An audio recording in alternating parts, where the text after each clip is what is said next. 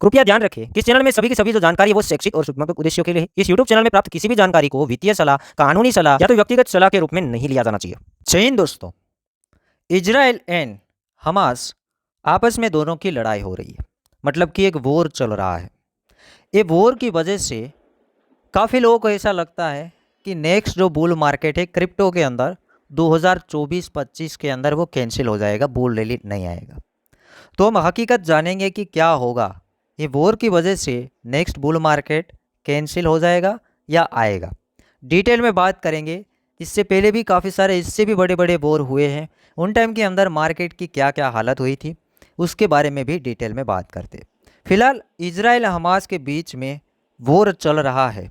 हम देख रहे हैं, न्यूज़ के अंदर देख रहे हैं, मीडिया के अंदर देख रहे हैं कि गजा सिटी के अंदर काफ़ी बम धड़ाके हुए, कुछ लोग मारे गए, ऐसे भी हमारे पास न्यूज़ आए थे।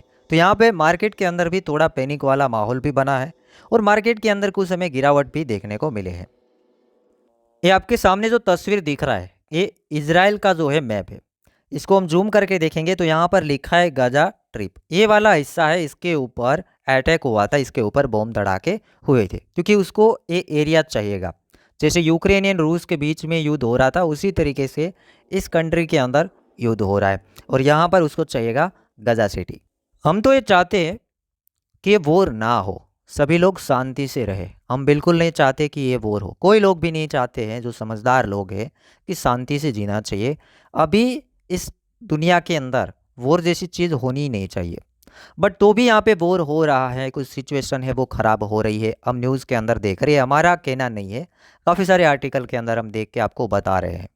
क्योंकि यहाँ पे कुछ चीज़ें हम गलत भी साबित हो सकते हैं, जो हमने पढ़ा है वही आप लोगों के सामने हम रखते हैं, कुछ यहाँ पर चीज़ें हैं आप लोगों के साथ शेयर करते हैं। इससे पहले भी काफ़ी बड़े बड़े वॉर हुए हैं, उनमें से हम बात करें वर्ल्ड वॉर 1, इसके अंदर भी काफ़ी लंबा वॉर चला, मार्केट की सिचुएशन ख़राब हुई। उसके बाद वर्ल्ड वॉर 2, इसके अंदर भी काफ़ी चीज़ें ख़राब हुई, मार्केट के अंदर करेक्शन देखने को मिले, काफ़ी लोग डर गए थे। ऐसे तो काफ़ी सारे वॉर आए, बट दो नेम आपने बिल्कुल सुने होंगे, world war 1 and world war 2। अब और हम 2022 की बात करने जाए, हमारे सामने एक वॉर हुआ है, जैसे कि रसिया एंड यूक्रेन के बीच में वॉर। वहाँ पे मार्केट के अंदर काफ़ी हद तक हमें करेक्शन देखने को मिला। वहाँ पे हम खुद रसिया की करेंसी देखने जाए तो उसके अंदर भी करेक्शन देखने को मिला था।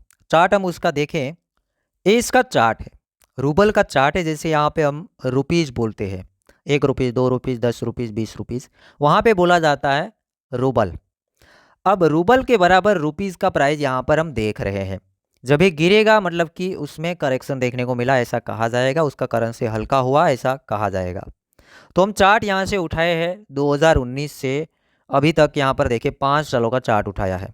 2018 के अंदर 1 rouble is equal to 1 rupees के बराबर ही चल रहा था, 19 के अंदर भी वही दिख रहा है। मैक्सिमम यहाँ पर 1.10 के आसपास जाता था, वापस 1 रुपये इज इक्वल टू 1 रूबल उसी के आसपास चल रहा था और मैक्सिमम जो उसमें गिरावट थी 0.95 रुपीज़ ऐसे चल रहे थे।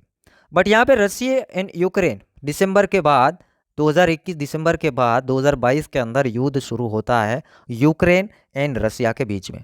तो वहाँ पे चार्ट देखे डगमगाया है, 0.71 रुपीज़ रूबल का प्राइस गिर गया था, ऑलमोस्ट 30% गिरा था।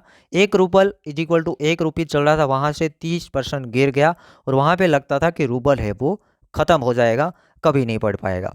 ये गिरा था, लोवेस्ट पॉइंट मारा था मार्च महीने के अंदर, मार्च 2022 के अंदर। फिर इसकी रिकवरी देखे, रिकवरी फास्ट आई, जून जुलाई जब तक आया तब तक 1.5 रुपये के आसपास पहुंच गया। अब वॉर से पहले भी 1.5 नहीं था, तब 1 था, बट वॉर के बाद ये डबल बढ़ोतरी देखने को मिला। जैसे सोच रहे थे वैसा बिल्कुल नहीं हुआ, जो लोग सोच रहे थे उससे काफ़ी उल्टा हुआ। अभी फिलहाल डाउन आ गया है, बट हमें देखना तो यहाँ पे है क्योंकि वॉर यहाँ पे हुआ था। वॉर में एक लोवेस्ट पॉइंट भी लगा एज ए शॉर्ट टर्म, क्योंकि जो गिरा था फरवरी एंड मार्च, 2 महीने 1 डेढ़ महीने गिरा और फिर जो रिकवरी आई, ये जो चल रहा था वहाँ से भी ऊपर चला गया, लोवेस्ट पॉइंट से ऑलमोस्ट देखने जाए तो डबल हो गया था। तो यहाँ पे आप देखेंगे कि इम्पैक्ट आया था, but short term he impact हमें देखने को मिला है। ये ताज़ा यहाँ पर हमने हिस्ट्री देखा, एकदम ताज़ा, क्योंकि ये 2022 की बात है। अब इस चार्ट के अंदर ये अमेरिका का एक चार्ट है, इसके अंदर यहाँ पर मैं भी थोड़ा यहाँ पर क्लियर नहीं दिख रहा होगा क्योंकि ये पुराना है, तो भी आप यहाँ पे थोड़ा समझने की कोशिश करना। पहले सिविल वॉर हुआ था 1855 के आसपास का यहाँ पे एरिया है। 1875 से 1855 के बीच में ये सिविल वॉर हुआ था। वॉर के टाइम पे ये जो मार्केट है गिरी थी, सडनली गिरी थी।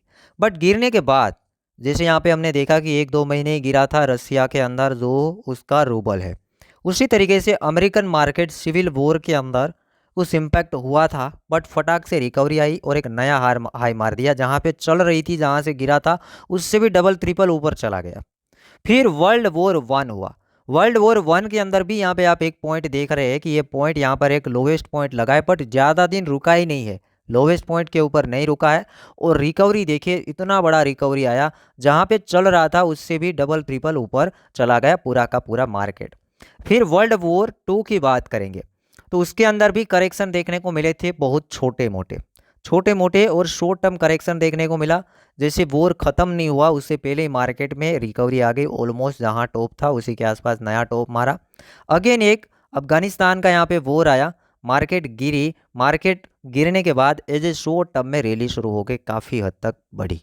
अब यहाँ पर हमें सीखने को ये मिलता है कि जब जब वॉर हुआ है, ये अमेरिका का चार्ट है, वैसे ही यहाँ पर बिटकॉइन का भी चार्ट काम करेगा, क्योंकि बिटकॉइन ने ऐसा कोई बड़े वॉर अभी तक देखे नहीं है।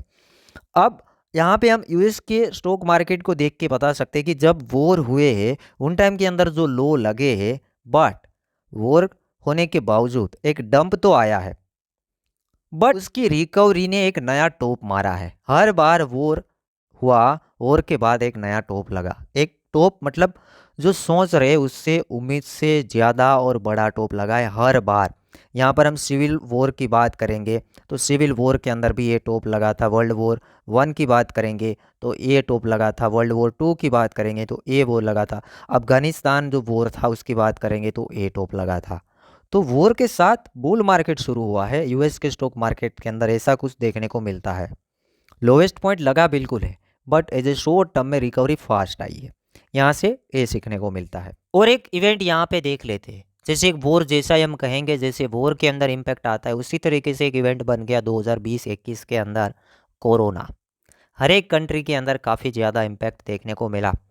कोरोना आया था वीकली टाइम फ्रेम के अंदर। S&P 500 इंडेक्स मतलब यूएस का एक मार्केट है, इसका चार्ट हमने उठाया है, उसी को बिटकॉइन भी फॉलो करता है। जब कोरोना आया काफ़ी ज़्यादा हमें प्रॉब्लम वगैरह देखने को मिला। जो चल रहा था S&P 500 3500 के आसपास चल रहा था, वहाँ से गिरा और 2300 के आसपास आ गया। एक ही महीने के अंदर 2300 के आसपास, 3500 और 2300 आना काफ़ी बड़ी बात है, क्योंकि काफ़ी बड़ा इंडेक्स है। बट उसके बाद सीधी रिकवरी शुरू हुई, टॉप को भी तोड़ दिया। कोरोना होने के बावजूद भी रैली शुरू हो गया और उन्हीं टाइम के अंदर एक नया बड़ा टॉप मार दिया, जो कि टॉप था ऑलमोस्ट 4500 के आसपास। यहाँ पर देखिए ये टॉप, यहाँ से कोरोना आया, एक ही महीना मार्केट नीचे रही और एक नया टॉप, मतलब कि ये बुल रैली यहाँ शुरू हो गई कोरोना होने के बावजूद। अब बिटकॉइन की बात करेंगे तो बिटकॉइन ने भी एक ही इवेंट देखा है, ऐसे कोरोना, बाकी एक भी इवेंट नहीं देखा है। ये है BTC का चार्ट। BTC जब कोरोना आया था, जब हमने S&P 500 इंडेक्स का मार्केट देखा कि भाई एक महीने के लिए मार्केट गिरा था, एज ए शॉर्ट टर्म डरा दिया था काफ़ी कि मार्केट काफ़ी गिर जाएगा। उसी तरीके से बिटकॉइन जब कोरोना आने की तैयारी थी तब 10-11 हज़ार डॉलर के आसपास मार्केट चल रही थी और एक बड़ा डंप लग गया। एक ही महीने के अंदर $4500 आ गया, मतलब जहाँ चल रहा था वहाँ से आधा हो गया। लोग ये सोचते रह गए कि वापस नया बॉटम मार देगा, क्योंकि ये था बॉटम बेयर मार्केट का $3300 और आया $4500। लोग सोचते रह गए कि इतना बड़ा प्रॉब्लम चल रहा है, कोरोना वगैरह चल रहा है, कहाँ से मार्केट बढ़ पाएगा। बट ऐसा बिल्कुल नहीं हुआ। यहाँ से मार्केट ने एक बड़ी रिकवरी ली और रिकवरी के साथ ये एरिया था होल्विंग का टाइमिंग। जब होल्विंग हुआ था तब मार्केट वापस $12,000 के आसपास आ गई थी। फिर मार्केट के अंदर एक रैली गई जो कि $69,000 तक की रैली। तो ये लास्ट इवेंट यहाँ पर देखा था एज ए शॉर्ट टर्म, फिर मार्केट में रैली देखने को मिला है। तो आप समझ सकते हैं कि होल्विंग अभी दूर है और अभी यहाँ पर वॉर चल रहा है। कोरोना के साथ कंपेयर करने जाए या तो अगेन दूसरे मार्केट के साथ कंपेयर करने जाए, या तो वर्ल्ड वॉर 1 हो या 2 हो या सिविल वॉर हो या अफगानिस्तान का वॉर हो, उसी के साथ और यूएस के मार्केट के साथ कंपेयर करने जाए तो मार्केट में डंप आने के चांसेस है। अगर ज़्यादा है, बढ़ता है, हम नहीं चाहते कि बढ़े, चांसेस है, बट एक आध महीना, ऐसे 2 महीने मैक्सिमम, बट मार्केट में रिकवरी भी उतनी बड़ी लेवल पे आने की पॉसिबिलिटी है। अगर हम हिस्ट्री ही देखने जाए तो एक नया हाई मार सकता है मार्केट। भले ही यहाँ पे वॉर वगैरह की सिचुएशन हो, मार्केट में जो साइकिल है अपने हिसाब से ठीक से ही काम करती है। क्योंकि यहाँ पे जब होल्विंग हुआ था तब मार्केट यहाँ ऑलमोस्ट इसके एक छोटे टॉप के आसपास आ गई थी। तो यहाँ पर आप कह सकते हैं कि मार्केट का लोवेस्ट पॉइंट अभी सीधा देखने जाए तो मार्केट का लोवेस्ट पॉइंट है $15,500 और अभी ये छोटा जंप है 31-32 हज़ार डॉलर का एरिया। और अभी जो होल्विंग होना है अप्रैल 2024 के अंदर, और अभी चल रहा है अक्टूबर महीना, मतलब कि हमारे पास ऑलमोस्ट 5 से 6 महीने बचे हैं। तो जिस दिन होल्विंग होगा उस दिन मार्केट ये कह सकते हैं कि $30,000 के आसपास, 32 या तो $35,000 के आसपास होएगी। उससे पहले कुछ भी हो जाए मार्केट के अंदर, ये कुछ हिस्ट्री बताता है, सिंपल है। और उसके बाद हिस्ट्री के मुताबिक यहाँ पर बुल रैली है आने की पॉसिबिलिटी है, और एक अच्छा बुल रैली होगा, पहले के कंपैरिजन में एक अच्छा और बड़ा बुल रैली होने की पॉसिबिलिटी है।